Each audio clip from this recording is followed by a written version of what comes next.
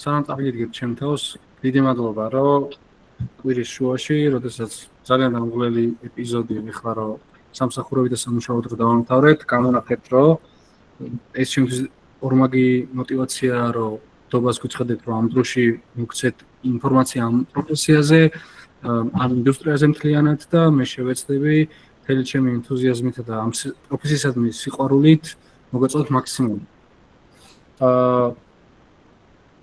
პირველ რიგში ჩემ თავს არ გიდგენთ, მე ვარ გეგა ჩხარკავა, მონაცემთა ანალიტიკაში მაქვს 5 წლიანი გამოცდილება. დიდი ხანია არ ვარ ამ ინდუსტრიაში, ჩემი ძალიან დიდი გადასავალი იყო თავიდან ფინანსებისა და ბუღალტერიის სამყაროში, მაგრამ აი ესე ვექტორი შევიცვალე და ძალიან საინტერესო სამყაროში მოვხვდი. ბოლო 4 წელი ძირითადად საერთაშორისო ფინანსურ ინსტიტუტებში მოღვაწეობ, რომლებიც ოპერირებენ სოფლის რაულ ქვეყანაში. დაკავებული პოზიციები მაქვს რეპორტინგ დეველოპერი, უფროსი მონაცემთა ანალიტიკოსი, რეპორტ BI დეველოპერი. 20-23 წლიდან მუშაობ საერთაშორისო ფინანსურ ინსტიტუტში, რომელიც ოპერირებს სოფლის 150 ქვეყანაში.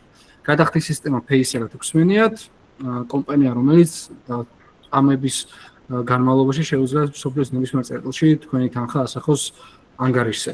და ასევე ვარ ხელოვნური ინტელექტის მასწავლებელი საერთაშორისო სკოლა ბაქსუჩში.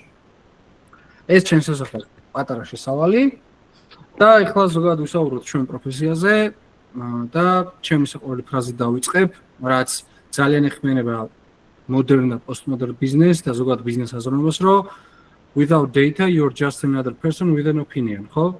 ანუ ინფორმაციისა და data-ს გარეშე, ანუ უბრალოდ ადამიანი ხარ, რომელსაც საკუთარი აზრი გააჩნია. ეს შეიძლება ბიზნეს values და ბიზნეს ღირებულებას ძალიან კარგავდეს. მოდი ვისაუბროთ ზოგადად ამ პროფესიაზე, ჯერ და უბრალოდ ბაზრის ტენდენციას გავამახვილებ ყურადღებას. მონაცემთა ანალიტიკა დღეს მსოფლიოში ტოპ 3 პროფესიას შორის სახელდება, არ გულისხმობ როგორც IT-ს მიმართულებით, ან რაღაც მომენტული ინდუსტრიისა და პროფილის მიმართულებით, რეალურად ძალიან ბევრი მსხვილი ბიზნესისთვის ყველაზე მაღალმოთხოვნად პროფესია სახელდება. კომპანიები მაქსიმალურად ცდილობენ, რომ ყველა ბიზნეს ამოცანა და ნებისმიერ ინიციატივა გაამყარონ და გადაწყობილ მონაცემებზე დაყრდნობით. ჩვენ მაკო დამეთანხმება, რომ არაერთი C-level დონის მენეჯერი ყოლია ჩვენს კურსებზე, რომ მათი მთავარი კვლევის საგანი იყო, რომ როგორ ხდება გაწყობილის მიღების დროს ამ ინფორმაციის წამოღება, ამ ამოცანის უკან რა შრომა და რა ანალიტიკური პროცესები დგას. შესაბამისად ვიცი, რომ დღეს გეონელი ბიზნესი სრულად აზროვნებს და გაწყობილებას იღებს და მთავარ ცვლადად აქვს აღებული ის მონაცემები და ის რიცხვები, რომლებიც მონაცემთა საცავიდან ამ პროცესებიდან მომდინარეობს. BI development-ი აქ არ გულისხმობს ასხად Power BI-ს ან რაღაც კონკრეტულ მოწყობილობას ან რაღაც ტექნიკურ tools ასე ვთქვათ. BI თავის თავში არის აბრევიატურა ორი სიტყვისა business intelligence.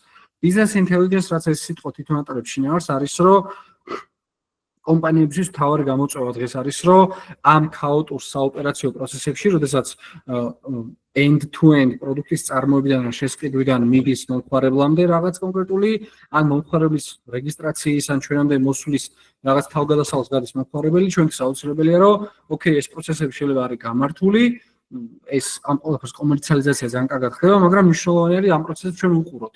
რაღაც ამ კონკრეტული პროცესის კარდიოგრამა ვაწარმოოთ კონკრეტულად, რომ როგორ მიდის ჩვენი ბიზნესი. არა მარტო პულსზე ხელისჭერა ვიცოდეთ, რაც ცოტა კონსერვატიული გამოთქმა არის, არამედ რეალურად სწორ მეტრიკებში და სწორ KPI-ებში უყუროთ ჩვენი ბიზნესის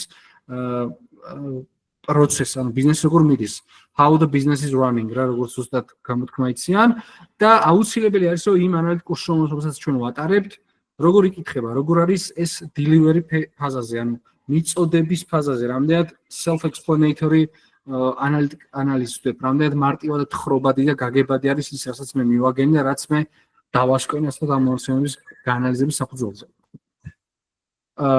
ეხლა ცოტა უკან მინდა გავიდე და ვილაპარაკო ზოგადად რატო არის მონაცემთა ანალიტიკა და მონაცემების დამუშავების პროცესი ფუნდამენტური მნიშვნელობის და როგორ შეიძლება, რომ ეს ყველაფერი უფრო და უფრო ძალიან კარგად წარმოვიდგინოთ. და როგორ შეიძლება დაგვეხმაროს ამაში ერთი ძალიან მარტივი მაგალითი, რომელსაც გაგიზიარებთ. და აქ მე მინდა უბრალოდ რომ ძალიან მარტივი დემონსტრაციის საფუძველზე ერთი პატარა ეპიზოდი წარმოვიდგინოთ, რომელიც ძალიან კარგად წარმოადგენს თანამედროვე ბიზნესის ერთ-ერთ მნიშვნელოვან და ფუნდამენტურ ოპერაციულ ნაწილს. ცოტა ხანი რომ არ მოხდეს ეხლა თქვენ რაღაცა პატარა შოკის მაგვარი. წარმოვიდგინოთ, რომ ჩვენ ვიცით, რომ ნებისმიერ კომპანიას, ნებისმიერ ბიზნესს, ნებისმიერ ბიზნეს პროცესს, ნებისმიერ ონლაინ სერვისს, როდესაც ვეხებით, ერთი მნიშვნელოვანი კომპონენტი ხდება ყოველთვის, რომ კომპანია არც ერთ ნაბიჯს არ გადაგადგმებს თუ შენი ვერიფიცირება არ მოხდება, ხო? ყველგან ვიცით, რომ რაღაცნაირად არის ერთი ფუნდამენტური ეტაპი, როდესაც ადამიანი რაღაც რეგისტრაციას გადის, ხო? ანუ კომპანიისთვის ან ნებისმიერ ბიზნეს პროცესისთვის ან საოპერაციო ქმედებისთვის მნიშვნელოვანი არის, რომ რომელი ქმნილება ახორციელებს ამ კონკრეტულ ქმედებას. თქვენ თუ დააკვირდებით, ყოველთვის ვიცით, რომ რაღაცის რეგისტრაციის და რაღაც ეტაპის დროს ყოველთვის გთხოვენ რაღაც გარკვეულ ინფორმაციას. ეს ვხედავთ, რომ ეს იყოს თქვენთვის პატარა მაგალითი ნებისმიერ user interface-ისა, რომელიც ყოველთვის თვალწინ გვხვდებათ, როდესაც რაღაც კომპანიას ეხებით მაგალითად. ან რაღაც სერვისს, ან რაღაც პროდუქტს, ხო? და აი აქეთ სულ ცალკე ჩვენ ხედავ, რომ აქ გვაქვს ცალკეული ინფორმაცია, რაღაც ინფორმაცია შენახული, რაღაც კონკრეტული პარამეტრები. და ვთქვათ, ეხლა დღეს მე ვდგები, რაღაც X კომპანია ჩემთან რაღაც სარეკლამო კამპანიით მოდის, რაღაცა X ალბათობით არ ვიცი და ოკეი, მე ვრეგისტრირდები, როგორც გეგმაში ხარკავა. პირადნომენი მაქვს რაღაცა კონკრეტული, დოკუმენტის ტიპი იმწუთას დამასკანერებინეს, ან წარმადგენეს პასპორტი, მაგალითად და იმეილი მაქვს, გეგა, სიტყვაზე რაღაცა gmail.com-ი. და მივუცით ჯენდერი, რომელიც ჩემთვის მისაღებია და დავრეგისტრირებ. თითქოს ძალიან უწყინა რაღაცა აქტი გავაკეთე, რასაც ჩვენ ყოველდღიურ ყოფის ცხოვრებაში ძალიან ხშირად ვიმეორებთ. არ აქვს ეს მნიშვნელობა რაღაცა სარეკლამო კამპანია, e-commerce-ია თუ რაღაცა მსგავსი. თქვენ თუ დააკვირდებით, მე რო ეხლა კიდევ ერთხელ შეხვედრ ჩემს ბაზას, ერთი ჩანაწერი დაემატა, რომ გეგა ჟღარკავა 23 ივლისს 21 საათსა 18 წუთზე 28 წამსა და 98 მილიწამზე დარეგისტრირდა. ეს იყოს პატარა თვალსაჩინოება, რომ თითოეულ ბიზნეს პროცესში, თითოეულ პატარა user interface-ი, აპლიკაციაში, web-ზე არ აქვს მნიშვნელობა რას როგორ ეხებით, ჩვენ დავინახეთ, რომ მილიწამების სიჩქარეში ხდება თქვენი ინფორმაციის მიგრირება სადღაც X გარემოში, რომელიც ეს საკმაოდ თვალსაჩინოდ, საკმაოდ ლამაზად და კონსტრუირებულად არის შენახული. ეს ვიცოდეთ ისე თან აქ არსად არ ყოფილა ღილაკი, რომ გკითხეს ეს ინფორმაცია შევინახოთ, ეს ინფორმაცია დავამიგრიროთ, ასე შემდეგ და ასე შემდეგ. ეს პატარა დემონსტრაცია იყოს მაგალითი იმისა, რომ ეხლა რაც თვალსაჩინოდ გვესახება ჩვენს პრეზენტაციაზე, ხდება შემდეგი, რომ დღეს თანამედროვე ბიზნესში მომხმარებელი აღარ არსებობს. არსებობს user-ი. User, რომელიც არის რაღაც ვირტუალური ქმნილება, რომელიც ჩვენს აპლიკაციებზე, web-ზე, CRM პროგრამებზე, ანუ customer service პროგრამებზე, KYC პროგრამებზე, გადახდის სისტემებზე, რა ქმედებებსაც და აქტივობებსაც არ უნდა ახორციელებდეს, ჩვენი მთავარი ბიზნეს ამოცანა გარდა იმისა, რომ ეს იყოს სადა, ეს იყოს სწრაფი, ეს იყოს ბაგებისგან, ანუ ხარვეზებისგან დაზღვეული და ძალიან ბევრი სხვა რაღაცა, რომელიც მეც ვისწავლე და ჩემთვის ძალიან ფუნდამენტურად მნიშვნელოვანი იყო, ატარებს ერთ მნიშვნელოვან ღირებულებას, რომელიც ფრონტ მხარეზე საერთოდ არ ჩანს. ყველა ბიზნეს პროცესში შევინახოთ თითეული ქმედება. ეს არის დღევანდელი თანამედროვე ბიზნესის ერთ-ერთი მთავარი ტექნოლოგიური გამოწვევა და ასევე ბიზნესური გადაწყვეტილება, რომ ოკეი, პირველი ტალღა იყო და აი სოდნის მიწოდების კუთხითაც რომ დავაკვირდეთ, პირველი ტალღა იყო, რომ შეიქმნას მეტი დიჯიტალ პროდუქტი, ბიზნესი მაქსიმალურად გახდეს დიჯიტალი, მოხდეს ყველაფრის დიჯიტალიზაცია, ანუ გავიდეს ვირტუალურ სამყაროში, ფილიალის გახსნაზე მეტად უფრო მნიშვნელოვანი არის კარგი აპლიკაცია დავწერო, არ ვიცი მე შენობის გარემონტებაზე მნიშვნელოვანი არის, რომ საიტის გადახდის სისტემა განვაახლო და რადგან ბიზნესმა ეს ტრანსფორმაცია განიცადა, აქვე კომპანიის მნიშვნელოვანი ფიგურები backend developer-ებთან და აპლიკაციის developer-ებთან ხედავენ, რომ არსებობს ერთი მნიშვნელოვანი ფუნქციონალი, რომ ჩვენ ამ ყველა ინფორმაციის სადღაც X გარემოში შენახვა შეგვიძლია. ამ X გარემოს დავარქვათ მონაცემთა საცავი, data warehouse-ი. თქვენ თუ ეხლა მარტინ თვალსაჩინო მაგალითზე დავინახეთ, რომ წამის მეასეთში დაახლოებით რეალურად გეტყვით, რომ არის 17 მილიწამი დაახლოებით ამ ინფორმაციის მიგრირებისა. ეხლა უცებ გავიხსენოთ ყველაფერი არა საჭირო რაღაცა შორეულ წარსულში, ყოველდღიურ ბიზნეს პროცესებში რამდენ ღილაკს ვაჭერთ, რამდენ არჩევანს ვაკეთებთ. არქს თუ ცუს არ აქვს მნიშვნელობა, ხო, რამდენ approval-ს ვაკეთებთ ან rejections, ხო? რამდენ გადაწყვეტილებას ვიღებთ, ან რამდენ რამეს ვყიდულობთ, ვაფიქსირებთ აზრს, ვარეაქტებთ, არ ვიცი. თქვენ გარშემო ამ digital სამყაროში, სადაც თქვენი სახე შეიძლება საერთოდ არავინ არ იცოდეს, რეალურად თქვენი თითეული ქმედება სადღაც კონკრეტულ გარემოში მიგრირდება. როგორც ეს ძალიან თვალსაჩინო დაგანახეთ. საერთოდ არ ჩანს იქ, რომ აქ ეს ინფორმაცია არის შენახული. და არც არსად ყოფილა ღილაკი, რომ ეს ინფორმაცია შევინახოთ. ამის საფუძველზე ხვდებით, რომ კომპანიისთვის შეიძლება წონა რომ მივცეთ, უფრო დიდ წონას ატარებდეს ამ პლატფორმიდან მიგრირებული ინფორმაცია, ვიდრე ამ პლატფორმის სისადავე ან სიკარგე, პირობითად ვიძახი. No offense to front-end და back-end developer-ებთან. მაგრამ, ისევ ამ პროდუქტის აპდეიტზე ყოველთვის ის აპლიკაციები და ის წაკითხული ინფორმაცია გვიკარნახებს. დასკვნა რომ და შეჯამება გავაკეთოთ ამ ეპიზოდის გამოვა ის, რომ რეალურად დიჯიტალიზაციამ გამოიწვია, რომ მომხმარებლები გახდნენ იუზერები და იუზერებისთვის და ყველა აპლიკაციაში ერთი ფუნდამენტური ფუნქციონალის გარეშე ყველა აპლიკაცია თუ პლატფორმა კარგავს ღირებულებას. თუ მე აქედან ინფორმაციას არ ვამიგრირებ. სადღაც გარემოში, რომელიც მერე წაკითხვადია, არის კონსტრუირებული და არის თვალსაჩინო დასანახი. რა თქმა უნდა, ეს ინფორმაცია მიდის ორი მთავარი მიმართულებით, ეს არის რეპორტინგი და ანალიტიკა. ასევე იქნება მონაცემთა მეცნიერება, რო ჩავსვა და ხელოვნური ინტელექტი ღირებული, მაგრამ მოდი ეს ლექცია უფრო ფოკუსი გავასწოროთ მონაცემების დამუშავებასა და შენახვის კულტურაზე და ბიზნეს გადაწყვეტილებებზე. ნებისმიერ დროს თუ რაიმე კითხვა იქნება, თავი არ შეიკავოთ. კეთილი. ამ პროცესს ზოგადად რო რაღაცა აპლიკაციიდან რაღაცა გარემოში მიდის ინფორმაცია მონაცემთა სასწავლოში კონკრეტულად, ETL პროცესს ეძახიან ძალიან მარტივად, რასაც ძალიან საკონო სიღრმისეულად ვეხებით ჩვენს advanced კურსზე. მაგრამ მოდი ახლა ვისაუბროთ, ინფორმაციის შეგროვებასა და მოპოვების პროცესებზე. პირველი ყოველთვის კომპანიები დღეს რომლებიც ბაზარზე ოპერირებენ და არიან ძალიან დიდი ინტენსივობით ჩართულები და აქვე დავამატებ, რომ Web 2.0 ტექნოლოგია, რომელიც ძალიან მარტივი და კონსერვატიული ენით რო განსაზღვროთ, რომ ეგან ვლაპარაკობდით პიცაზე და პიცას კომერციალი ამოგვიგდო, ხო? ზუსტად დგას იმ ალგორითმზე, რომ ძალიან მოკლევადიან პერიოდში ალგორითმი სწავლობს მომხმარებლის მიღებულ ინფორმაციას short term-ში და სწრაფ გადაწყვეტილებას იღებს, რომ იგივე ინფორმაცია გამოიძახოს სხვა წყაროებიდან და მიაწოდოს საუკეთესო ოპშენები. ის პროფესიული მიმართულება, რასაც ჩვენ ხსნით, ეს ალგორითმის დონეზე არის, შეიძლება არა 100% აკურატული, ასე ვთქვათ, ზუსტი და რაღაც თავის ნეშის წონასწორულ წერტილში არ დგას, მაგრამ ამის დახვეწაზე არის პოზიციონირებული მთლიანად Google და Meta და სხვილი კორპორაციები, რომელიც ჩვენ ისეც გვსმენია. მონაცემთა წყაროების განსაზღვრა ყოველთვის ხდება იმით, რომ ბიზნესს როცა სიტყვას ვახსენებთ, ვიგულისხმოთ არის upper management-ი, ანუ ზედა მენეჯმენტი და ის გადაწყვეტილების მიღები ადამიანები, რომლებიც ამ ინფორმაციის ღირებულებას უკვე ხედავენ. იმიტომ რომ თანამედროვე ბიზნესში ამ ინფორმაციის ასე ვთქვათ, დასქიფვა, გადახტომა შეუძლებელი არის, იმიტომ რომ შენ გაქვს შესაძლებლობა, რომ ტრეკინგი, ანუ ასე ვთქვათ, მონიტორინგი და ჩაწერა მოახდინო ადამიანის ყოველი ქმედების. ხო? შესაბამისად, პირველ ყოველთვის ხდება მონაცემთა წყაროების განსაზღვრა.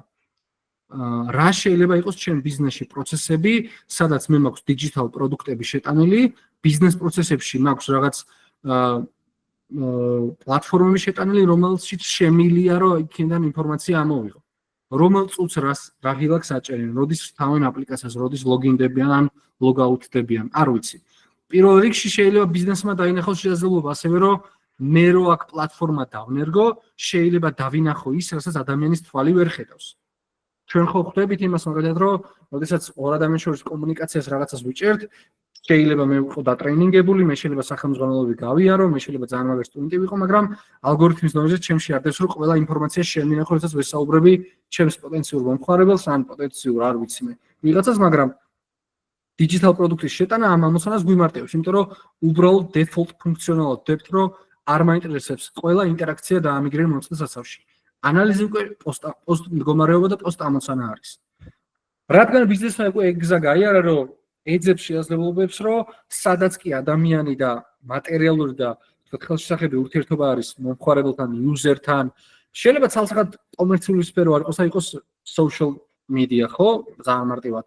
ან რაღაცა web პლატფორმა, რომელიც ემსახურება სულ სხვა რაღაცას, მაგალითად შეიძლება ჯანდაცვის ან სტატისტიკური რაღაცა კონკრეტული პლატფორმა იყოს, რომელიც უბრალოდ ინფორმაციის მოძიებას ემსახურება. ძალიან ბევრ ბიზნესს დავასახელებთ, რომელიც თქვენ სუპერ მომგებიანი გონიათ და სიამბილეში უბრალოდ მომხრეების ინფორმაციის შეგროვებაზე არის პოზიციონირებული და რეინვესტირებას ახდენს უსასრულოდ, სანამ იმ წერტილამდე არ მივა, რომ რამდენიმე ასეული მილიონი მომხრეების შესახებ ინფორმაციას შეაგროვებს. მონაცემების მოპოვების მეთოდები და ტექნოლოგიები. დღეს მთავარი დატა ინჟინერული გამოწვევა არის, მონაცემთა ინჟინერიის გამოწვევა არის, რომ აი კონკრეტულად აი ამ ეტაპზე როგორ მოახდინოს ამ ინფორმაციის მიგრირების ორკესტრირება და ხაროიზის გარეშე მიგრირება. ძალიან მარტივი მაგალითს ახლა მოვიყვანთ, აი უმარტივეს, წერან განახეთ, რომ ერთ ღილაკს დავაჭირე, დაახლოებით 4 წამი დამჭირდა, რომ შემევსო ეს ყველაფერი, დავაჭირე რეგისტრაციას და მოხდა ესე. ეს არის აპლიკაცია, რომელსაც მე გავხსნი ხოლმე, დავაჭერ და დაამიგრირებს. რომელიც არის თვალსაჩინო მაგალითი, ხდება ფრონტიდან მიდის მონაცემთა საცავამდე ინფორმაცია. მაგრამ აქ ძალიან მნიშვნელოვანი არის ერთი კომპონენტი. ეხლა წარმოვიდგინოთ, რომ ჩვენ ვართ მაგალითად Amazon-ი, სადაც შეუძლია ეხლა ნებისმიერ თქვენ სტუდენტს გადაამოწოს ჩემი სიტყვა უბრალოდ დაგუგლოს, დღეში ხდება 12 მილიონი იუზერის რეგისტრაცია და დაახლოებით 18 მილიარდი ცალი შეკვეთა. ამ წარმოიდგინეთ, დღის წელში 18 მილიარდი რაღაც ორდერის ღილაკს აჭერს, რეგისტრაციის ღილაკს აჭერს. ძალიან ბევრ გადაწყვეტილებას იღებს, რომელიც აუცილებელია და საგულისხმოა, რომ მონაცემთა საცავში დამიგრირდეს. მონაცემთა საცავში მიგრირების შემდეგ ხდება უკვე ის, რომ ვისწავლოთ მომხმარებელი. მონაცემების შენახვა და მართვა. საბოლოო ჯამში შენახვა და მართვაში თუ ჩვენ მიგრირების და მოპოვების პროცესს დავალაგებთ და გავასინქრონიზირებთ, ეს უკვე ორკესტრირებული იქნება, ასე ვთქვათ. მან მნიშვნელოვანი იქნება, რომ რამდენად cost effective, ანუ ასე ვთქვათ, ღირებული იქნება ამ ინფორმაციის შენახვა და მართვა შემდეგ. ანუ ოკეი, მე შეიძლება გაწყვეტილება ვიღე, ძალიან ბედნიერი ვარ, რომ მომხმარებლის ყოველ ფეხის ნაბიჯს, ყოველ ჩასწვას და ამოსწვას ვიჭერ დიჯიტალ სამყაროში. კი ბატონო, ძალიან კარგია. Scroll up და scroll down-საც კი ვიჭერ და არ ვიცი. უბრალოდ მთელი მონაცემთა ეკოსისტემა მაქვს აგებული იმაზე, რომ ადამიანი მაქსიმალურად გამჭვირვალე გახდეს ჩემ ბიზნეს გარემოში. მაგრამ მნიშვნელოვანი არის აქ რა უჯდება ეს დაახლოებით კომპანიას, რა ხარჯებთან არის ასოცირებული. შეიძლება ბიზნესმა უკვე გაწყვეტილება მიიღოს, რომ რომელი ინფორმაციის მიგრირება უფრო ღირებული არის. ასევე ბიზნეს გამოცდილება და ანალიტიკა კარნახობს, რომ მაგალითად ჩვენ რაღაცა ინფორმაცია შემოდინება მოხდა, ამ ინფორმაციას ვემუშავეთ, ბიზნეს კითხვები დაისვა, ანალიტიკური მიგნებები და დასკვნები დაიდო და შეიძლება არ ჩაითვალოს ღირებული ინფორმაცია და ვთქვათ, რომ მოდი რაღაც ალტერნატიული წყარო და გზები ვეძებოთ. მონაცემების ხარისხი, რამდენად ავთენტური არის ის პირველ წყაროსთან და რამდენად რეალურად ილინკება იმ user interface-თან, ანუ ფრონტთან, რასაც ჩვენ ვინახავთ და ვემუშავებით. და რეპორტინგ გარემოს შექმნა და ოპტიმიზაცია. საბოლოო ჯამში ეს ინფორმაცია ღირებულებას დაკარგავთ თუ შენ ამ ინფორმაციის კითხვა არის. თავარი мотиваცია არის, რომ ოკეი, ბიზნესმა უკვე იცის, რომ მე მაქვს რაღაც გარემო, რომელიც ძალიან დიდ პროცესებთან არის ასოცირებული და ნებისმიერი კითხვა მე რომ დავსვა, სადღაც მონაცემთა საცავთან დგარან ანალიტიკოსები და ნებისმიერ ჩემ კითხვაზე ჰისტორიკალ, ანუ ისტორიულ მონაცემებს წაიკითხავენ და მიპასუხებენ. ძალიან მარტივი მაგალითი რო ავიღოთ, ეხლა თქვენ წარმოიდგინეთ ნებისმიერი თქვენ ადამიანის ყოველი ონლაინ ქმედება, რომ სადღაც Excel-ის ფაილებში მეყაროს. ალბათ ჩემთვის ყველაზე მართვადი ადამიანი გახდებით, იმიტომ რომ წუთებში და წამების ერთეულებში თქვენი ყველა აქტივობა ვიცი, ხო? ამიტომ თავარი უკვე არის მე რომ ამ ეს ინფორმაცია რო გვაქვს, რა ამოცანები დავსვათ. როგორ ვიკითხოთ ეს ინფორმაცია? ამ ინფორმაციაში რას დავინახავთ? ჩვენ მარტო თუ კონსერვატიული ბიზნესი აკეთებდა იმას, რომ დემოგრაფიულ სეგმენტაციას აკეთებდა, მაგალითად, რომ სქესი, ასაკი, წარმომავლობა და შემოსავალი, დღეს უკვე ხდება ქცევითი სეგმენტაცია, ქცევითი კლასტერიზაცია ადამიანების. რომ შეიძლება გაიგოთ სეგმენტი ზარმაცი, მაგრამ მაღალმხარჯველი, როცა სწორ ეგს მიცემ. ხო? ადრე თუ იყო რომ ქალია და კაცი მომხმარებელი, ეხლა არის უკვე ზარმაცი, მოტივირებული, ლოიალური, ისეთ ირაციონალურ სიტყვებს ვიგებთ, რომელიც შეუძლებელია რომ ეს მეტრიკის დონეზე დავიდეს. მაგრამ ამაზეც ძალიან ბევრს ვილაპარაკებთ. გავაგზავნოთ.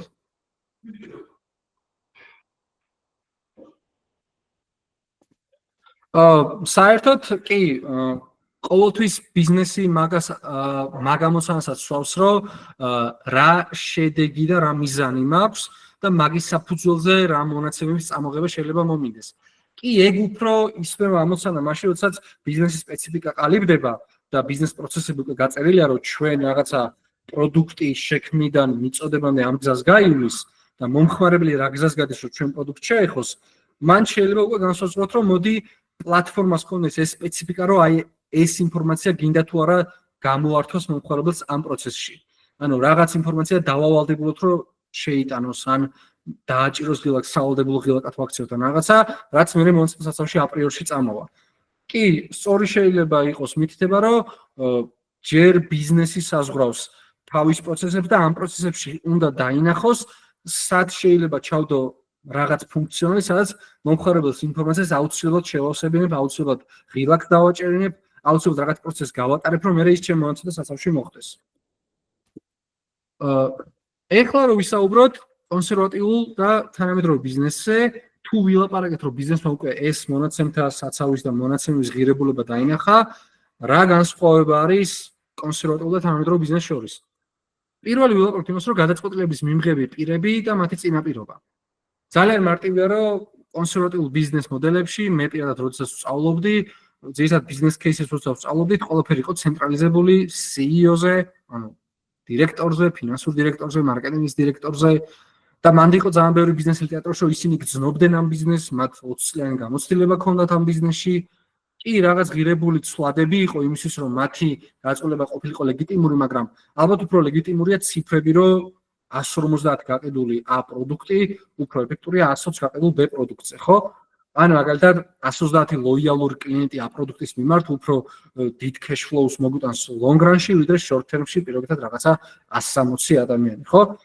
ანუ შესაბამისად კონსერვატიულ ბიზნესს ქონდა ერთი მთავარი პრობლემა, რომ ინფორმაცია იყო ცენტრალიზებული ერთ ადამიანზე, იმიტომ რომ ინფორმაციის შეგროვების კულტურა და ტექნოლოგია არ იყო და გაწყვეტილების მიღები იყვნენ ადამიანები.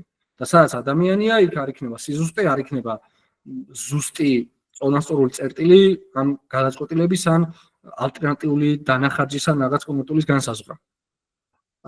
რა ხდება დღეს მონაცემების შეგროვებისა და სტრუქტურირებულ შენახვის კულტურა როცა გაჩნდა, იმ დირექტორატმა და იმ გაწყვეტილების მიღებებმა უკვე იციან, რომ თუ ჩემი დაშვება, თუ ჩემი ინიციატივა, თუ ჩემი აზრი და უბრალოდ რაღაც აი როგორც ამერიკელებმა იციან gut feeling-ი, ანუ რაღაცა მღრღნისო ეს გაწყვეტილება შეიძლება არ იყოს სწორი, მე ამას მარტივად მივდივარ, მონაცემთა ანალიტიკოსებს ზღვა კითხვებს ვაყრი, ისინი მიბრუნებენ რაღაც კონკრეტულ თვალსაჩინო კითხვად ინფორმაციას და ჩემი დაშვება ან მყარდება, ან იქარწყლება და ძალიან მარტივია.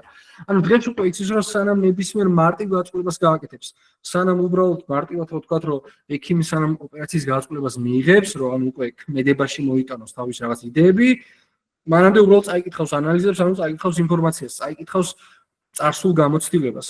შენ ამ წამამდე გაქვს ყველაფერი ნებისმიერი პლატფორმიდან მიგრირებული რაღაც ერთ სივრცეში. თუ ერთ ამ სივრცეში მოხვედრილი ინფორმაცია გაქვს, უბრალოდ ნებისმიერი ყველაზე პატარა ინიციატივის დროს კითხულობ წარსულს, კითხულობ ტენდენციას, კითხულობ მომხმარებლების კლასტერებს, მათ ქცევებს, დაახლოებით იგივე გაწყვეტილებაზე მომხმარებლების დამოკიდებულებებს. დამოკიდებულება შეიძლება რაღაც ირაციონალური ცვლადია, მაგრამ დამოკიდებულება შეგვიძლია განსაზღვროთ მიზეზ შედეგობრივი კავშირებით, ხო?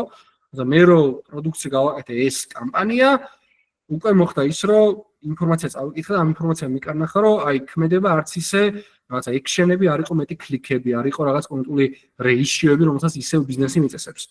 სიტყვა data ძალიან ბევრ პროფესიის შუაში ჩახტა, როგორც მარკეტინგში, სეილებში, იმიტომ რომ მნიშვნელოვანია, რომ ცვლადები, რომელიც იყო ირაციონალური, თეორიები, გახდა უბრალოდ კითხვადი და რიცხვები. ინტუიცია და სუბიექტივიზმი. რა თქმა უნდა, თუ ადამიანი იღებს გაწყვეტილებას, ცალსახად ის არის სუბიექტური. და risk of bias-ი, რაც ბიზნესს ჩვეოდა ძალიან დიდი ხანი, risk of bias-ი ქრება, თუ მე უბრალოდ მრიცხველი და მნიშვნელოვანი მაქვს, თუ უბრალოდ მე წაკითხული ინფორმაციიდან უყურებ, უბრალოდ კარდიოგრამა მიდევს წინ და მან არაფერს არ ვრისკავ და ზედაპირულად არ მაქვს არაფერი გაანალიზებული. დღეს უკვე მონაცემების სწრაფად იკითხება. შესაძლოა შემიძლია რომ მე ლაივში წავიკითხო რაღაც კონკრეტული KPI. ძალიან ბევრ ბიზნესს მაგალითად აქვს, რომ არის ისეთი დინამიური ბიზნესები, რომელსაც ლაივში უნდა იკითხოს ინფორმაცია. მაგალითად, გემბლინგის ბიზნესს რო წარმოვიდგინოთ, თუ ხედავს კონკრეტული ბეტინგ კომპანია მაგალითად რომ მერაბ დვალიშვილმა უნდა დაახრჩოს ახლა, მან თუ არ დაწია კოეფიციენტი და ლაივში არ წაიკითხა რომ მასზე დადებული ფსონები გაზრდილია, უბრალოდ ბიზნესი გაკოტრდება 0.3 წამში, არ ვიცი. ანუ არიან დინამიური ბიზნესები, რომელსაც ინფორმაციის ლაივში კითხვის გარეშე უბრალოდ გაქრება იქ ბიზნესი. ამიტომ ის ტექნოლოგია რომ ინფორმაცია ლაივში ვიკითხოთ და აი ეს ინფორმაციის წაკითხვა შეტანის ცირკულაცია უფრო დინამიური გავხადო, ეს კიდევ ერთი მსხვილი გამოწვევა არის data ინჟინერებისა და data მეცნიერებისთვის. Trial and error მეთოდი ბიზნესში. არის ხო წინასწარმეტყველების მეთოდები და უბრალოდ იყო რომ გაწყვეტილებას ვიღებდი თუ დავფეილდებოდი ეს გაწყვეტილება იყო ცუდი, თუ დასაქსესდებოდა ამაზე ფილმს გადაიღებს ჰოლივუდი და ძალიან მაგარ სტატიას გამოსცემს New York Times-ი და ჩვენს მერე გვასწავლიან განვითარებად ქვეყნებში ამ кейსებს. მუღამი იმაში მდგომარეობს რომ დღეს უკვე შეიძლება მომავლის დაგეგმა. თუ თქვენ იცით ჩემი წინა 15 წლის დამოკიდებულება კონკრეტულ პროდუქტთან დაკავშირებით სეზონურად, ჩემი შემოსავლების პარალელურად, ჩემი ოჯახური მდგომარეობის პარალელურად, ხო? ანუ მთელი ცხოვრების მანძილზე თქვენ ხედავთ ჩემს მაგალითად ტრანზაქციების ისტორიას. ძალიან მარტივია რომ უბრალოდ რაღაცა ისტორიულ გამოცდილებაში დაინახო ტრენდი, დაინახო კორელაცია რაღაც სხვადასხვა ცვალებთან მიმართებაში. ამით არის მონაცემთან ანალიტიკოსი დაკავებული, რომ ქაოსურ დიდ ზღვა ინფორმაციაში დგას და ხედავს ბიზნეს შესაძლებლობებს. და ბიზნესი კიდე ძალიან უთვალავი ამოცანით არის მისული, იმიტომ რომ იცის რომ ყველა კითხვაზე პასუხი არის ისტორიკულ გამოცდილებაში. სადაც დაინახავს მოხალისის უბრალოდ მარტივად ქცევას და დასვავს სწორ ამოცანას. მონაცემთან ანალიტიკოსი გარკვეულწილად ჩართულია ამოცანის დასმის პროცესში. და მოხალისის ქცევის სწავლა ისე რომ დაუბრუნდეთ, შეიძლება არ იყოს აუცილებელი რომ მე განსაზღვრო უბრალოდ რეგისტრაციის მომენტში ადამიანმა რომ შეიტანოს სქესი, მეილი მაგალითად და შემოსავალი რამდენი ქონდა, როდესაც ჩვენთან მაგალითად ან ონლაინ პლატფორმაზე რეგისტრირებულა ან გადახდის სისტემაზე იყო ჩართული, შეიძლება მარტივად დავინახო მე მისი უფრო ცევები დავინახო, მაგალითად რამდენი ხანში ერთხელ შემოდის ჩვენთან ვებზე, რა აქტივობებს აკეთებს.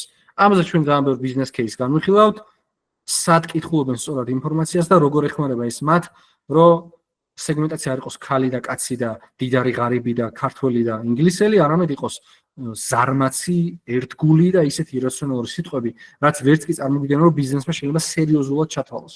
მაგრამ ლოიალურის უკან არ დგას ის, რომ საყვარლად უყურებს ჩვენ ბრეწოს და ქუჩაში ჩერდება.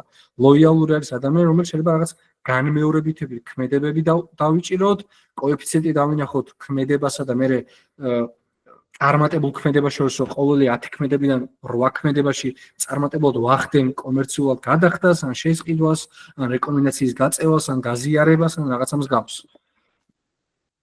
მონაცემთა ანალიტიკა ბიზნესში. პირველი რაც ყოველთვის ხდება, როდესაც უკვე ბიზნესი ხდება, რომ გაწყვეტილის მიღების მეთოდოლოგიაში არის მთავარი ნაწილი.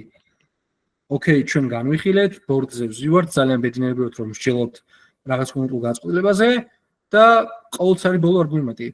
Show the numbers. ანუ გვანახე ციფრები, გვანახე რიცხვები. იმიტომ რომ შეიძლება იდეა თავის თავში ძალიან ლამაზად გამოიყურება, ძალიან კარგად არის ფორმულირებული, მაგრამ რიცხვების გარეშე არის უბრალოდ ვიღაცა ენთუზიასტი ადამიანი, რომელიც ამას რაღაცეებს გველაპარაკება და არც კი ვაქვს არანაირი ბერკეტი გადავამწოთ მაგის სისწორე, სიცუდე, ან ამდენ ღირებულ ინფორმაციას გვიყვება.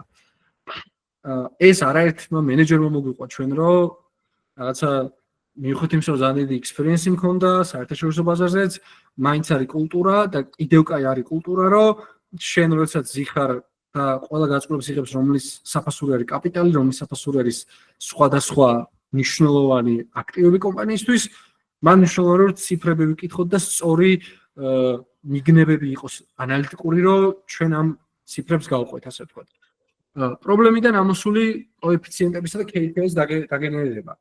ყოველთვის როცა ბიზნესი იზახს ჩვენ ამ პრობლემის წინაშე ვდგავართ, ჩვენ ვკარგავთ კლიენტებს, ან კლიენტების მოზიდვის კოეფიციენტი დაგვივარდა, მან უნდა სწორად განსაზღვროთ მაგალითად ბიზნესი რას ეძახის კლიენტის დაკარგვას. ძალიან სწორი არის, როცა მონაცემთა ანალიტიკოსი ამოცანას უკან უბრუნებს, როდესაც ის თითქოს ძალიან თვალსაჩინო კითხვას სვავს, რომ მაგალითად კლიენტები აღარ არიან ისეთი აქტიურები, როგორიც იყვნენ.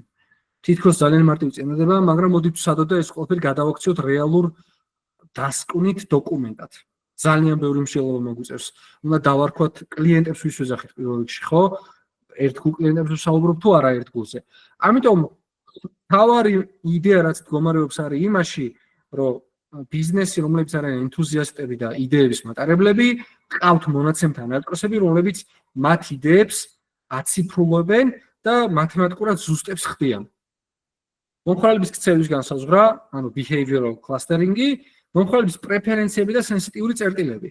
პრეფერენციების განსაზღვრა ძალიან რთულია, მაგრამ მაშინ ჩვენ როცა ვხედავთ, რომ აქ-ქმედებაზე მომხმარებლის ქცევა არის ესეთი, ბ-ქმედებაზე არის ესეთი და C-ზე ესეთი, შეგვიძლია ძალიან მარტივად მე მათი ასე ვთქვათ უკვე პრეფერენციები განსაზღვროთ, რომ მათი ნიდები და საჭიროებები არის ესეთი და მათი სუსტი წერტილი, როდესაც ჩვენ კომპანიის პლატფორმის მიმართ მოხმარება დაკარგეს, ლეგიტიმურია რომ ეს ქცევები აღარ უნდა გადავწყვეტოთ. და მანდ აღარ მივყვებით რომ აიცი რა ჩემს ეს ფერი არ უხდება ჩვენ ბრენდს. ეგ ყველაფერი არის out of scope რა ჩემს.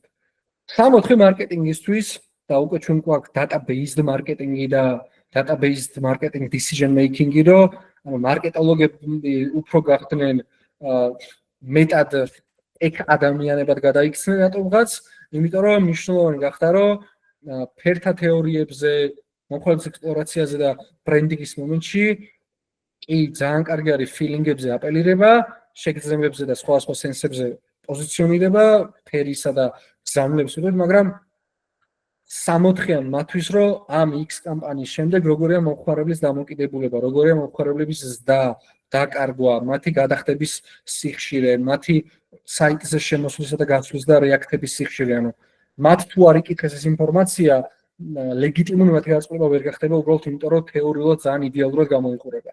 და შეიძლება ისიც კი მონუსხავ მის ამოწყებას ამტკიცებს. მომხმარების კლასტერიზაცია. თავარი და ყველაზე მნიშვნელოვანი ბიზნესისთვის.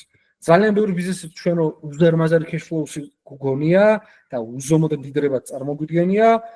ერთ-ერთი ცნობილი კომპანია, რა ვთქვა, არ ვიცი მაგ თუ არა უფლება, რომელიც არის 17 ქვეყანაში გასული და არის ბარსელონაში დაბადებული კომპანია, არ ვიცი ვიღაც შეიძლება ხვდება და არის კურიერების კომპანია, ახლა მე მეტი რა ვარ ვთქვა.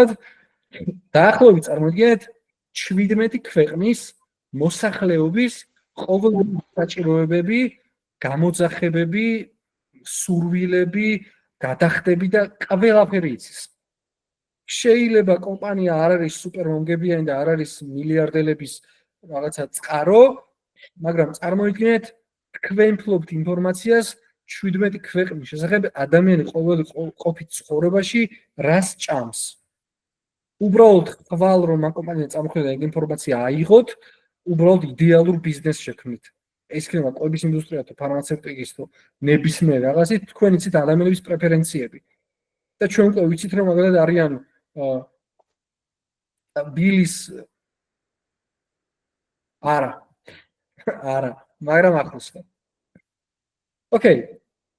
ანუ ჩვენ უკვე ფლობთ ადამიანებს საერთოდ მე ერთი ძველი ყაიდის ნათესავი მყავს და რომელსაც რომ მოუყევი, კი.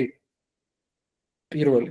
ანუ მე მყავს ერთი ძველი ყაიდის ნათესავი და რომელსაც რომ მოუყევი ჩემი საქმეების შესახებ, ესე მოიწია ახლოს როგორც საბჭოთა წიგნებშია და მითხრა შენ უშიშროებაში მუშაობ და დაახლოებით ეგეთი ამბავია რომ ფლობთ ყველაზე ყველაფერს და კითხულობთ ყველაფრიდან ყველაფერს რაც კი არსებობს. პლატფორმას არ ტოვებთ რომ იქიდან ერთი პროცესიც არ იყოს რომ საიდანაც ინფორმაცია არ წამოვიდეთ. ეხლა ძალიან მარტივი უბრალოდ case study-ები გავიაროთ, რომ ეს არ იყოს უბრალოდ ხრობა და რეალური ბიზნეს case-ებიდან წამოვიღოთ ინფორმაცია. ყველასთვის საყვარელი Netflix-ი და ვისაუბროთ ამაზე, რომ მაგალითად მნიშვნელოვანია, რომ Netflix-ი ყოველდღიურად აზოგადებს და ანალიზს უკეთებს ეტაბაიტებზე მეტ სტრიმინგ მონაცემს. ეს სიტყვა თუ არსებობდა, ეგეც არ ვიცოდი. ანუ რამოდენიმე 1000 გიგაბაიტზე ვლაპარაკობთ. ყოველდღიურად აგროვებს და ამუშავებს დაახლოებით 400-ზე მეტ გიგაბაიტ ლოგ მონაცემს. მხოლოდ მომხმარებლის ქცევაზე. ეს მხოლოდ მომხმარებლის ქცევა. აი წარმოგიდგენთ, წეღან რომ ერთი ხაზი ჩავარდა ცხილში და რაღაც ერთი დამატებით ინფორმაცია წამოვიღეთ, ეგ შეიძლება რაღაცა 0.რაღაც კილობაიტებზე ან ბაიტებზე ვლაპარაკობთ უბრალოდ და ვლაპარაკობთ 400-ზე მეტ გიგაბაიტ ინფორმაციაზე. ძალიან მნიშვნელოვანია რომ აუცილებლად უნდა იკითხოს Netflix-მა რა. ანუ ის უბრალოდ არ მიყვება ტრადიციულ მაგალითად დემოგრაფიულ ანალიზს და დემოგრაფიულ დაყოფას. რაც თქვით უკვე ასაკი, ქვეყანა, სქესი. ანუ არამედ აგროვებს უფრო და ანალიზებს მომხმარებლის მიერ მაგალითად დათვალიერებულ ჟანრებს, ყურების დროს, დილის ღამის საათები და 24 საათის რომელ ეპიზოდშია ის ჩართული, ხელახლა ნახვის ჩვევებს, გადახვევების და გაჩერებების ჩვევებს და ამას მერე ანუ Netflix უკვე ეძახის taste cluster-ებს. ანუ გემოვნების სეგმენტაციებს. მაგალითად, რომელიც არის ასევე შეიძლება დაუძახოთ, რომ აი midnight thriller რაღაცა watcher-ები, weekend romantic drama ფანები და რაღაცა ანუ თქვენ შეიძლება Netflix-ისთვის არ ხართ არამედ უბრალოდ female mute-თან და უბრალოდ რაღაცა Georgia location-ში, არამედ თქვენ შეიძლება იყოთ, რომ მაგალითად შუაღამის სერიალის ჩამთვლა და ბოლომდე არ დამთავრებელი, მაგრამ შეიძლება ძალიან მნიშვნელოვანი იყოს, რომ რაღაცა ეპიზოდის პირველ 60%-ში წაიკითხოთ ეგ ინფორმაცია. ასევე არის აი მაგალითად repeat comedy watcher-ები, რომ მაგალითად არიან რაღაცა აკვიატებული მომხმარებლები, ხო? ანუ საბოლოო ჯამში Netflix-მა აღმოაჩინა, რომ მომხმარებლის დიდი ნაწილი ზოგადად და აქ მე გააკეთა ერთი დასკვნა, რომ Netflix-მა გააკეთა აღმოჩენა, რომ დიდი ნაწილი ხშირად წყვეტს სერიალის ყურებას მეორე ეპიზოდის შემდეგ. თუ პირველი ეპიზოდი სუსტად დაწერილია. ანუ ძალიან ფუნდამენტურად მნიშვნელოვანია, რომ ოკეი, ანუ მომხმარებლის ქცევას დააკვირდნენ, რაღაცა ძალიან მაგარი coming-up-ი გააკეთა, ძალიან იზეიმეს და რაღაცა მომხმარებლის ქცევაში აკვირდებიან, რომ პირველ კლიკს აკეთებენ, უყურებენ და მერე წყვეტენ. Data analytics solution-ი რა იყო აქ? ანუ პილოტური ეპიზოდის ტესტირება დაიწყეს, არა მხოლოდ სცენარისტულად, არამედ ქცევით ანალიტიკაზე დაკტრომით. რაც დაეხმარა მათ იმაში, ანუ არა მარტო სცენარისტებს მიცეთ რაღაც შემოქმედებითი გამოწვევა. ანალიტიკის დონეზე ნახეს მომხმარებლის ქცევა რო ესეთია, ეს უკვე უკარნახეს პროდიუსერებს, წარმოებლებს და უკვე სხვა ცვლადი შემოიტანეს რამდენად რეიტინგულ პროდუქტად ჩაქცვლით, როცა ჩვენ პლატფორმაზე დაგდოთ, ხო? ეს უკვე მათ დაეხმარა, რომ შეემცირებინათ გაუქმებული სერიალების რაოდენობა, ანუ აღარ აქვთ უკვე დარეპორტებული და დარეჯექტებული პროდუქტები, მოეზიდათ მეტი მომხმარებელი, რომელიც სრულად უყურებს შოუს, უკვე არ წყვეტს და ბოლომდეა უკვე ღირებული იმისთვის პროდიუსერის ჩანაფიქრები უკვე ბოლომდე მიდის და გაეზარდათ retention rate. ანუ და ასევე რეკომენდაციის სისტემის სიზუსტე. Retention rate-ს ვეძახით, რომ ერთგულების კოეფიციენტი, ანუ მე რომ ყავდა 100 პერმანენტული მაყურებელი, ახალი სერიალის მერე რაღაცა 87%-ზე ნაკლები არ ყავს, ანუ ისევ ერთგულების კოეფიციენტს ვიჭერ აქ. ეს ერთგულება სიტყვა ისევ ირაციონალურად ჟღერს, მაგრამ ძალიან თვალსაჩინოა, რომ ისევ ყურება, ისევ ჩართვა ძალიან მნიშვნელოვანია. ძალიან კაი кейსი იყო, რომ როდესაც შოუების შექმნაზე იძლეოდა რეკომენდაციას და მაგალითად მარკეტზე გამოდიოდა, რომ მე რაღაც ახალი შესწავლის мотиваცია მაქვს, პირველი იყო, რომ რა ტიპის შოუების ჯობ შეიქმნას და რა ქვეყნის აუდიტორია უფრო აქტიურია კონკრეტულ შინაარსზე. ესე გაჩნდა სერიალი, როგორც არის House of Cards. გინა გაგიხარდეთ და გინა გაგიყურეთ და გინა არა. იმიტომ რომ მონაცემებზე დაყრდნობით Netflix-მა დაინახა, რომ მომხმარებელს მოწონთ Kevin Spacey რატომღაც, ოკეი, რატომღაც არა ბოდიში Kevin Spacey-ის ფანებს.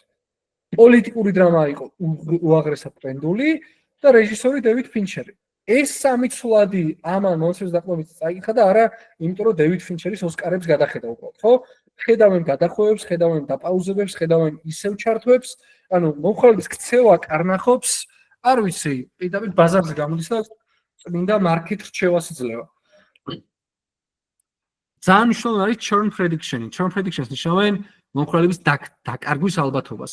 ანუ მე ვსაზღვრავ 99% ალბათობით, რომ აი ეს ადამიანი, რომელიც ეხლა დღეს ერთგულია, ხვალ იკარგება. და ისაზღვრება ამის ცვლადები, მაგალითად, ვინ შეიძლება შეწყვიტოს გამოწერა, როდის და რატომ. მაგალითად, თუ მომხმარებელი 3-4 დღის განმავლობაში არ ასრულებს ეპიზოდს, ან ტოვებს სერიალს შუაში, ალგორითმი აჩვენებს მას კომედიურ მოკლე ფილმებს, რათა შეინარჩუნოს ინტერესით. ანუ ალგორითმი, რომელიც მონაცემების ანალიზზე დგას, პირდაპირ არის იმაზე პოზიციონირებული, რომ დაინახოს რითი არიან სხვები ერთგულები, რითი არიან მარტივი მომხმარებლები და შეიძლება არ აქვს რაღაცა loyalty დიდ პროდუქტებზე, მაგრამ უფრო არიან პოზიციონირებული, რომ არის რაღაცა ტრიკები, რომელიც მარტივად იზიდავს მომხმარებელს. ამიტომ შეიძლება შენი ჟანრობრივი რეკომენდაცია და რაღაცა მოწოდებული პროდუქტები უცებ გადაგვიტრიალოს. ეს ჩვენ გონია, რომ ვაიმე რა მაგარია, როგორ იფიქრეს ჩემზე, სიამდვილეში არის 400,000-ზე და 400 მილიონზე მეტი მომხმარებელი გაანალიზებული ისტორიულად, ყოველდღიურად და ყოველი პროდუქტის პარალელურად. მეორე ინდუსტრია, რომელზეც ძალიან უცებ გადავუაროთ, არის Pfizer-ი. Pfizer-ი ყოველდღიურად აგროვებს ტერაბაიტებზე მეტ მონაცემს კლინიკური კვლევებიდან, ლაბორატორიებიდან და ბაზრებიდან. და თავი რომ პაციენტები, მომწოდებლები და ამავდროულად იყენებს მულტიმოდალურ კლასტერიზაციას კვლევებში და პაციენტების სეგმენტაციისთვის, მაგალითად, როგორი იყო მათი ფიდბექი, როდესაც რაღაც კონკრეტული გამოკვლევა ჩაიტანეს, კლინიკური ტესტირების შედეგები როგორი იყო, ვაქცინების დოზირების რეალურ დროში მონიტორინგი, მიწოდების ჯაჭვის მონაცემები, რომ supply chain როგორი იყო, ასე ვთქვათ, როგორი იყო electronic health რეკორდები, ასე ვთქვათ, HR-ი, ვინც ჯანდაცვაში ხართ, ალბათ იცით, და მობილური აპლიკაციების ფიდბექები, როდესაც რაღაც კონკრეტული პროდუქტი მიდიოდა მომხმარებელს. ინფრასტრუქტურის დონეზე იყენებენ Google BigQuery, Snowflake, Azure Synapse თუ არ იგიათ, რა თქმა უნდა, MS SQL, PySpark და Cloud-based-ი, ასე ვთქვათ.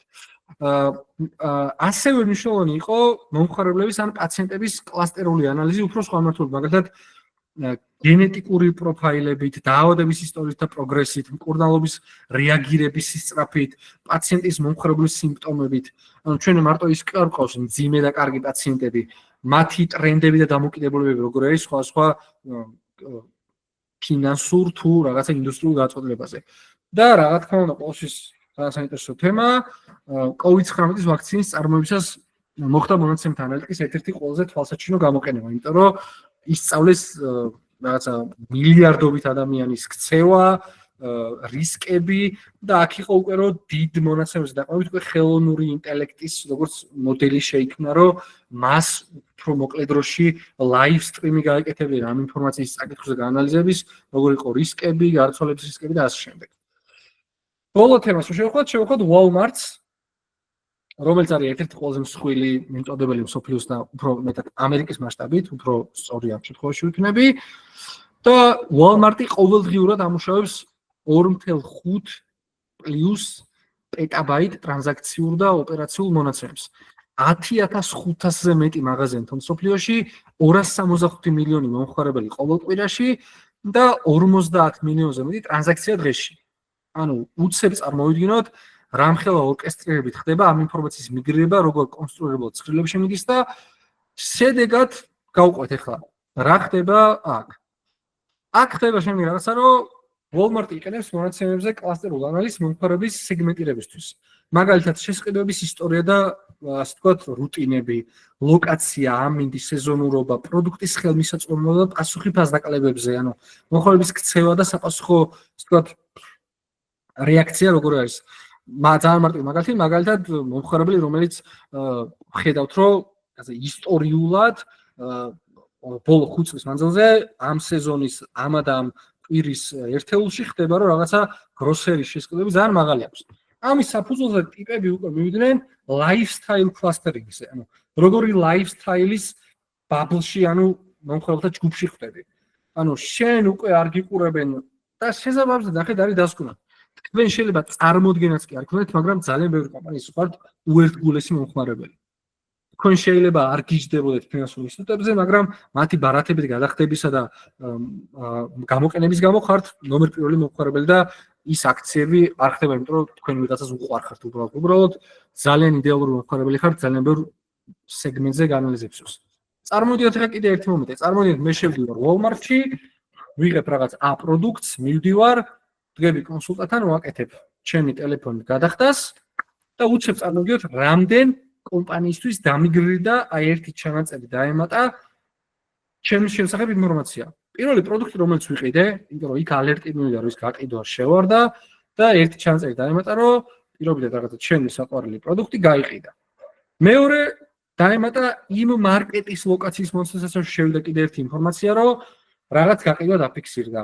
მესამე ჩემი ბარათით როდესაც გატარება მოხდა, ჩემ ბანკს მივიდა ალერტი რომ ვიღაცამ გატარება გააკეთა და მონაცემებში კიდე ერთი ინფორმაცია დაემატა. ჩემს ტელეფონზე როდესაც ეს ქმედება მოხდა, ტელეფონით ტრეკავს ლაივში რა ქმედებებით ვარ უფრო მეტწილად დაკავებული და ამას გისტრიმავთ ნებისმიერი აპლიკაცია, რომელსაც თქვენ ხედავთ. მესამე პოსტ ტერმინალი, რომელსაც მე დავადე. ანუ დაახლოებით ერთი უწყინარი თქვენ ერთ ჩემი საყვარელი პროდუქტი ვიყიდე და დაახლოებით 6-მა კომპანიამ წაიღო ჩემი ქმედება უბრალოდ.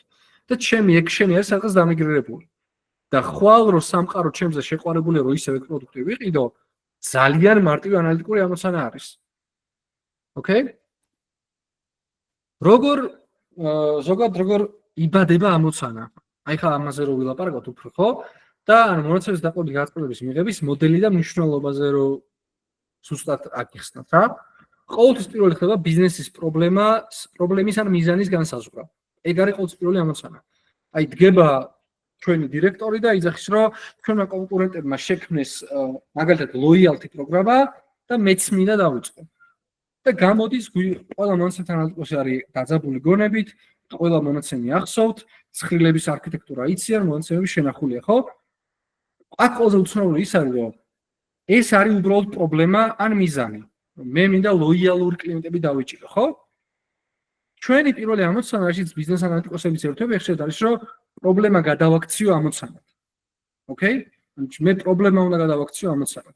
ძალიან გავს მედიცინის სფეროს, იმიტომ რომ რაღაც ვიღაც ადამიანი მიგზა მუცელი მტკივრი აუნება და ეს მუცელის ტკივილი კონკრეტულ დიაგნოზზე, კონკრეტულ კვლევის საფუძველზე მიდიხარ, ხო? რას ნიშნავს პირველი ყოველთვის მეკითხვა, რას ნიშნავს ლოიალური? გადახდების სიხშირეს, დახარჯულ ფულს, ხშირად ვიზიტებს, კარგ ფიდბექს დაბრუნებას, სოციალურ ქსელში აქტივობას, ფილიალში ხშირად ვიზიტებს, ძალიან ბევრ ცვლად ჩამოვყრე. ანუ გამოდის, რომ ეს სიტყვა ლოიალურის უკან დგას ძალიან ბევრი ქმედებების განმეორებითობა და რაღაც კონკრეტული ქმედებების სიხშირე. ამ სიხშირის მერე ყოველთვის ხდება, რომ ჩვენ შესაბამისი ბიზნეს ლოგიკა უნდა დავწეროთ და SQL ენის გამოყენებით, structured query language-ის გამოყენებით, ბაზიდან ეს ინფორმაცია უნდა გამოვიძახოთ, რომელსაც ეს ყველა მეტრიკი და ბიზნეს ლოგიკა არის გათვალისწინებული. და ბოლო მომენტი, ეს ყველაფერი უნდა მოვუყვეთ ბიზნეს უკან. ანუ იმათმა ძალიან რთული კითხვა დაგვისვეს, რომ ვინ არიან ჩემი ლოიალური კლიენტები, მე ეს ლოიალურობა რომ ჩავშალეთ და breakdown გავუკეთეთ, თურმე ძალიან ბევრ კალკულაციას გულისხმობს. ეს კალკულაცია მარტივად არ მოუყევით იმას უფრო კომპლექსურად ამოცანას. ამიტომ როგორც ჩემმა ერთმა ძალიან კარგმა მწვრთნელმა მითქვა ერთხელ ამ სფეროში რომ ჩვენ ვართ ბიზნეს მხარე, ჩვენ გვინდა ძალიან მარტივი პასუხი, წითელი ან მწვანე, ვიაროთან გავჩერდეთ. ამიტომ ჩვენ ძალიან რთულ ამოცანებს ძალიან მარტივად უნდა ვუპასუხოთ. კი ან არა მეთოდით, 1-0 პრინციპით. ის დიდი კოდი, რომელსაც შენ დაწერე, რომელსაც ბაზიდან გამოიძახებ, ძალიან მარტივად წაკითხოდი და თავისთავად თვითონ უნდა ყვებოდეს შენი აგებული რეპორტი ან ანალიტიკური ნაშრომი. როგორია ჩვენი game plan-ი, ასე ვთქვათ, კურსების რო ვილაპარაკოთ? პირველად ვიწყებთ SQL-ის სწავლას, სადაც არის 8 ლექცია.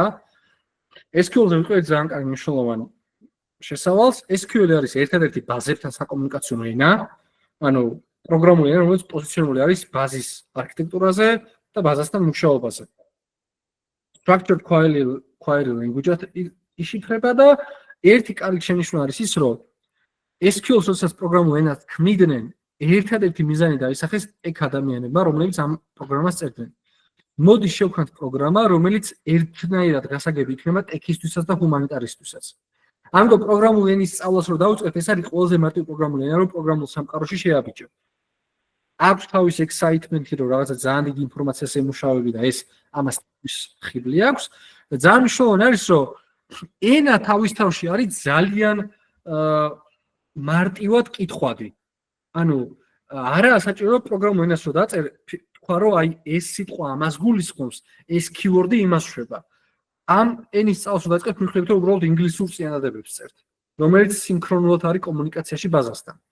5 ბიზნეს ამოცანა გვაქვს, რომელიც აი როგორ შევქმნით, იცი, ჩემ ერთ-ერთი კომპანიის ვიცე-პრეზიდენტის ანალიტიკოსი ვიყავი და აი ეს კურსი რო შევქმნით, აი ვიჯექთეთ ერთზე და რაღაც დიდ პროექტი რო დავამთავრე, პირველად მითხრა რომ აი ეს პროექტი გაუტანე შენ სტუდენტებსო და ვინც ამომხსნის ეგრევე ჩვენთან მოდისო და აი ძალიან რეალური ბიზნეს кейსებიდან ამომქონდა რაღაც ამოცანები, რომლებსაც მე დიდი კრიზისები გამატარა და მივხვდი რომ რეალურ ბიზნეს кейსებიდანაა გადატანილი ამოცანები. შუალედური გამოცანა ძალიან მარტივი და მე ვსწავლობ Power BI-ს. Microsoft Power BI არის BI თულებიდან ერთ-ერთი ყველაზე პოპულარული, გაყიდვადი და აღმოსავლეთ ევროპასა და საქართველოში ძალიან ცნობილი და პოპულარული პროდუქტი. 7 ლექცია გვაქვს, ერთი ამოცანა და საპორტფოლიო ნაშრომი. ეს საპორტფოლიო ნაშრომი შეგიძლიათ დადოთ თქვენ Upwork-ზე, შეგიძლიათ გაიტანოთ გასაუბრების დროს როგორც ნაშრომი აჩვენოთ, არაერთი კომპანია გასაუბრებს დროს გეუბნება რომ შენი სამყარო ნაშრომი გვანახე და შეგიძლია გითსა დადოთ გინდა ეს თქვენი BI პროდუქტი გინდა უბრალოდ შეინახოთ და თქვენი სამსახურებელს გაუზიაროთ რომელიც ნებისმიერი ტექნიკური ამაში გაერკვევა. კურსის მანძილზე შეძლებთ რომ სხვადასხვა დატასეტებზე მუშაობას, სხვადასხვა ინდუსტრიებიდან გვაქვს დატასეტები, რეალური ბიზნეს кейსების ამოხსნა და საპორტფოლიო ნაშრომის აწყობა. ეს ბოლო კომპონენტი ძალიან მნიშვნელოვანი არის დასაქმების ნაწილში. შესაძლებლობები, პროფესიები და შესაძლებლობები, ანუ მონაცემთა მეცნიერი, მონაცემთა ანალიტიკოსის გზის გარეშე ვერ გახდება, იმიტომ რომ იმ big data-ს რომელსაც ვამუშავებთ, მნიშვნელოვანი არის, რომ ასე ვთქვათ, მერე გარკვეული მათემატიკური მოდელირებით გავაკეთოთ სწორი წინასწარმეტყველებები, ტესტირებები და ასე შემდეგ და ასე შემდეგ. ანუ ერთი პირველი რევოლუცია მოხდა, რომ არის domain based analytica. ანუ შენ ვიღაც ადამიანი კარნახობს, რომ მე რო ეს და ეს ცვლადები მომცე, ბაზიდან წაიკითხო, ეს რო ამაზე გაყო და მე გაამრავლო რაღაც 100%-ზე, მე მივიღებ ასე მომხმარებლის სიკარგის ratio-ს ან რაღაცა ეგეთის, ხო? და მეორე უკვე დგება, რომ ამას უკვე მათემატიკური მოდელი კარნახობს, რომ model based analytica იწყება, რაც უკვე მონაცემთა მეცნიერებაა. რაზეც დგას ხელოვნური ინტელექტი მათ შორის, ხო, რომ ანუ მონაცემების საკითხვა და მათემატიკური მოდელირებით დამუშავება. ანუ შენ უკვე მოდელს ენდობი და არა ადამიანს რომელსაც კი თითქოს რაღაც ლოგიკური ამოცანა მოგაწოდა. ხშირად ეს არის ხოლმე რომ მაგალითად რაღაც კონკრეტული ცვლადის წონა შეიძლება ადამიანს გასაზღვროს, რომ ეს არის, მაგრამ მათემატიკურ მოდელმა გიკარნახოს, რომ არა სულ სხვა რამე არის. A/B ტესტინგი თუ აღიქვათ და ძალიან ბევრი სხვა. გისმენ გიგა.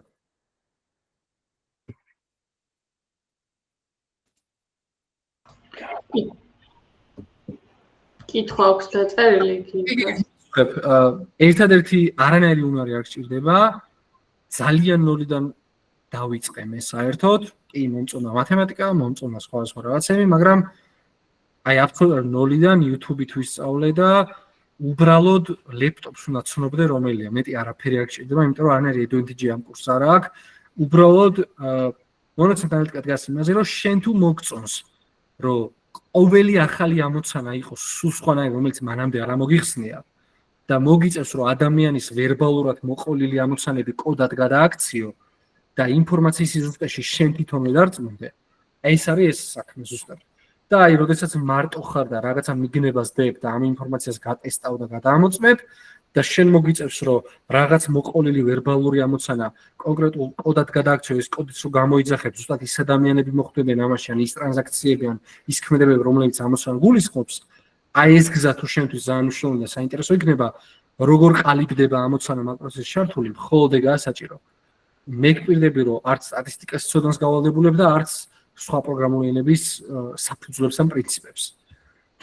მონაცემთა საცავის დეველოპერი, რომელიც პასუხისმგებელია, როგორ იქნება მონაცემთა გარემო, რომელსაც მონაცემთა ანალიტიკოსი ემუშავება. ამიტომ მნიშვნელოვანი აქ არა მარტო არსებულ ცხრილებთან და ეკოსისტემასთან მუშაობა, არამედ მისი შექმნა და განვითარება.